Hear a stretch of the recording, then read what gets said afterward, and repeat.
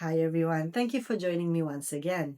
Today we're going to talk about known priestesses to the goddesses in the ancient Levant and some women that we suspect that maybe they were priestesses as well.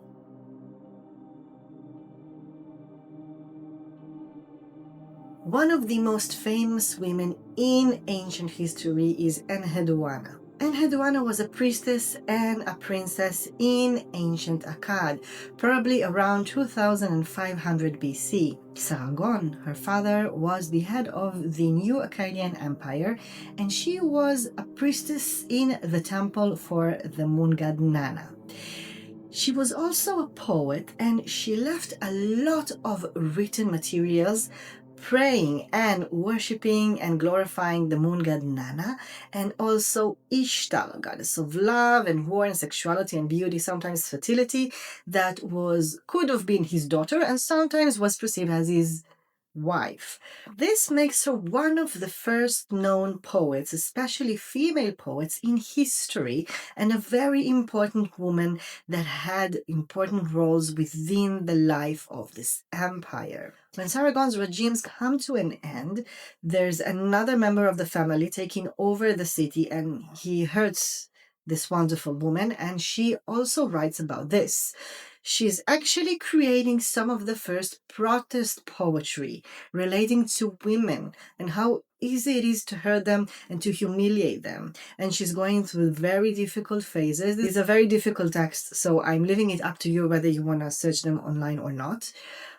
But the thing is that she's also writing that as difficult as things are, no one can take away her inner fire. In years to come, when her cousin will retake the city, she will go back to be the main priestess in the temple and will gain her power again in a formal way. Because what she says is that inner power cannot be taken away, especially from a woman that knows what it's like to be a priestess of the gods and the goddesses in the temples and a princess of the city, although they hurt her badly in many different ways, as you can imagine. But what she leaves us teaches us a lot about the place that women had in temples and within royalties, and the fact that she could read and write and left us with all of those texts makes her not only one of the first priestesses that we know of, but also one of the first poets, not just male or female, but a powerful woman altogether. One of the legends in later on Babylon will be of the Kartu. The Kartu was a princess and a priestess, and later on a queen, that is originating in the southern part of Canaan, where a local goddess fell in love with a fisherman, and Sherah made her fall in love with him. When she realizes she fell in love with a mortal, with a human, she is so embarrassed that she turns to the seas and turns into a fish, and the Kartu is also being raised by pigeons or doves, something that will later on be part of her worship. In the biblical stories, we talked about women such as Deborah and Miriam, Sarah, Esther, Vashti, different goddesses, and also different figures in Jewish mysticism.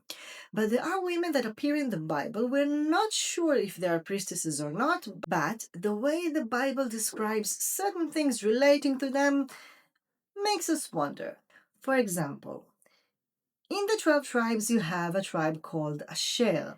Asher might be referring to an ancient embodiment of goddess Asherah, the fertility goddess, but obviously the Bible doesn't state that, and we cannot say it for sure. But what we do know is that the daughters of this tribe, the women of the tribe of Asher, were considered to be very beautiful, and they would go and wed them into the families of the priests, so they would help them with their work. Now, were those women priestesses themselves? We don't know, but we do know that one of the main symbols of tribe of Asher was a tree, maybe a tree of life. And in other places it is said that they are beautiful as the full moon, a feminine aspect that we know today. And perhaps they would go and marry priests because they were priestesses themselves that could actually help them with the work because they knew the work. Now, are we sure? No, but we can ask questions. The stone that was connected with tribe of Asher was Tarshish. Tarshish could be aquamarine or other stones that have this turquoise greenish colors, and we do know the turquoise was a color sacred to the goddess. Aquamarine is a stone that is sometimes connected to body of waters, and we do know that Asherah was considered to be a goddess that steps on the water, and she's the one keeping an eye on sailors in the sea. One of the most famous daughters or the women of this tribe is someone called Sherah bat Asher. Sherah, daughter of Asher. When Jacob is in his deathbed, she goes and she takes a violin and she plays for him. We do know, by the way, that Anat, the goddess of war, knew how to play the violin. And she gives him so much grace in those difficult times that he blesses her with beautiful, wonderful, long and healthy life. Later on, they will say that he blessed her with eternity. She becomes immortal. Because she lived throughout so many generations, she knows secrets. And when the Israelites are exiling into Egypt and then they want to come back for the Exodus, they don't know if Moses is really the person that God sent them. They know that there are signs. And in order to understand if the signs that they're seeing are correct, they're going to talk to Sherah, because she has been here when those signs were given by God, so she can tell them whether he is the person that is meant to save them or not. She is considered to be very wise, and centuries later, when the Jews go through difficult times, she turns herself into a gazelle, a representation of the Shekinah that we know from Jewish mysticism, and she runs into caves that resemble a womb, a feminine area. And if you can catch this gazelle, usually it would be the rulers of the city or a country that would go hunting. She would turn back into a woman and would give them a prize because they were able to catch her, and she would usually ask for something good for her people that she keeps on watching them for a very long time throughout the generations. We know that the daughters of Jacob were usually buried under trees, perhaps those trees of life, as a sign of the sacred feminine aspects in their characters.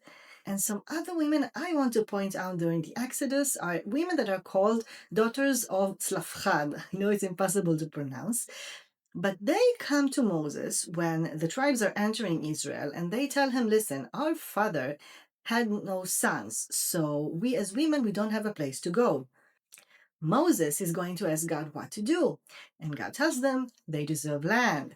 The fact that they demanded equal rights already back then changes the law in the way that you give lands to women in generations to come, in times where women had no rights. We also know that one of the names of one of those women was Machla. Now we know Machla, that will become one of the mothers of demons in Jewish mysticism, but this is a name that we can see throughout the Bible, usually connected to strong and powerful women that even if in later on years will become into demons, it doesn't take away or even adds to their very powerful and independent aspects as women.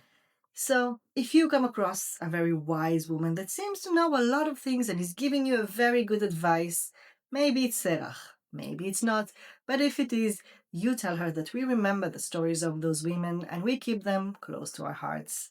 Thank you so much for joining me, and I will see you next time.